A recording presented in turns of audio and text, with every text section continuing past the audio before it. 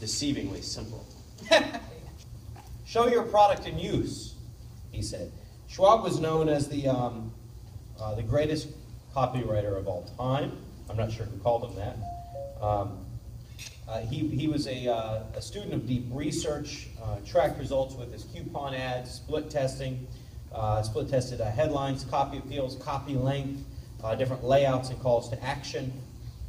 Wrote this book, How to Write a Good Advertisement, a short course of copywriting. Definitely a standard library piece here if you are interested in having a library of excellent marketing books.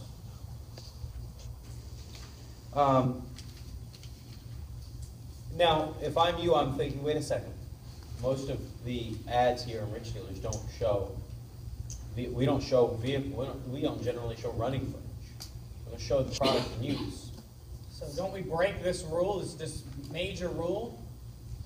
And you know what? In factory ads, they always show running footage. So I mean, and so I think that in many cases the advertising is showing the product in use in such a simple way that they've missed it. Well, they didn't consider the first principle, which is the emotion that you want to convey.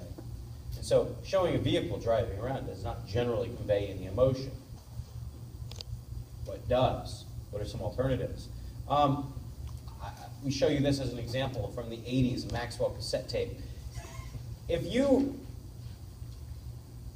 created an ad, if you're going to create an ad and you were using this principle and said, we need to show the Maxwell cassette tape in use, well, what would that be? Well, you would show the cassette in the player, the tape running past, but that would be kind of mundane, wouldn't it? That would be kind of like seeing a car drive around. Tapes go around and cars drive on streets. But this ad was different. It shows a speaker that's presumably playing music from a Maxwell cassette tape, and it's blowing the guy back. The lampshade's pushed back, his hair's pushed back, the tie's pushed back. Do you guys remember, anyone remember this ad from the 80s? It was iconic. And that is actually showing the product in use. Because that's showing the effect of the product, not just the product doing its thing. Schwab said, it has also been demonstrated that when picturing the product in your advertisement, you'll get more attention by showing it in use, doing something, accomplishing something. For the reader. Yeah. That, as W.S. Townsend said, makes it live and breathe and serve right in front of you, in front of the eyes of the prospect. There are certain products. Think of the Slap Chop. The Slap Chop commercials would be much less effective if they didn't use it. But also think of Billy Mays products and how the Billy Mays products were shown in use. What was the one where they pulled the truck? What was that one? Mighty Putty. That was the Mighty Putty. Mighty Putty. So we don't just look, there's putty. But now it forms such a strong bond that we can pull a truck with it. That's showing the product in use.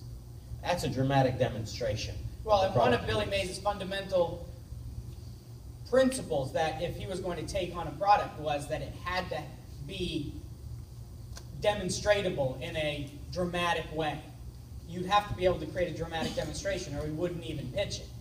Because he knew that showing the product in use in a dramatic way was important, well, essential to the saleability of the product. Yeah. So here's a cool example we plucked out. Not from Rich Dealers, but elsewhere, of a product in use. Some of you may have seen this campaign before from Blendtec blenders. Now, of course, the obvious way that you would show a Blendtec blender